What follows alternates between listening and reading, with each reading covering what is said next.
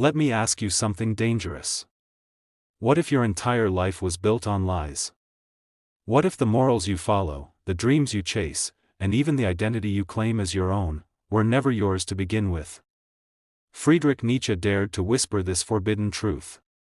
And the world has been running from it ever since. Nietzsche wasn't just a philosopher. He was a destroyer of illusions. He looked at religion, morality, and society itself, and he declared something shocking: God is dead, and we have killed him. But here's the twist: Nietzsche didn't mean God was literally gone. He meant that the belief systems, the traditions, the illusions holding society together, were collapsing. And once those illusions fall, the question becomes terrifying. Who are we, without them? Imagine living in a world where the rules no longer apply. Where morality is not handed down from above, but something you must create yourself. Most people can't even handle the thought. Nietzsche believed this collapse would leave humanity exposed, lost in chaos, desperate for meaning, and vulnerable to corruption. He warned, when illusions die, something darker always rushes in to take their place.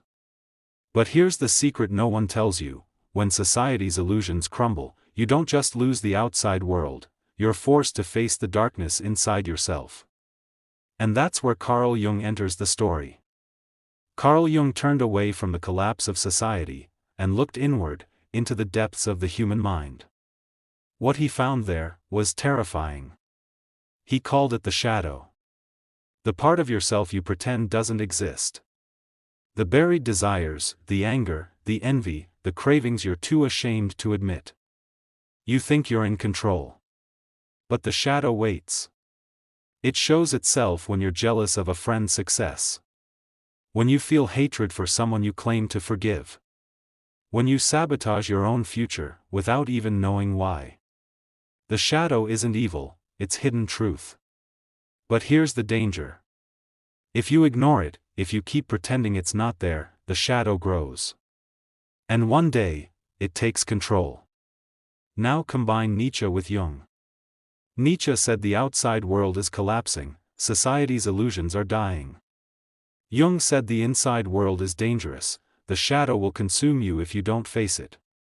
Do you see the trap? If you cling to society's illusions, you're a prisoner.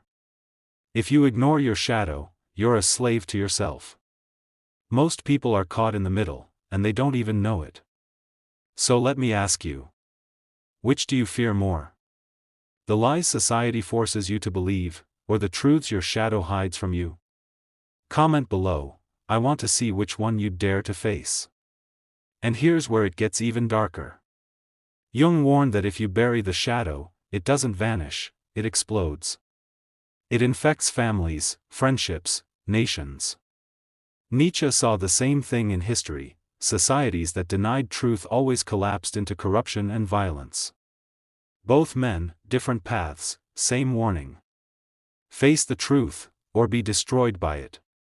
But their final secret wasn't just about society, or the self. It was about what happens when the two collide. This is where Nietzsche and Jung's paths meet. And where the secret becomes almost unbearable.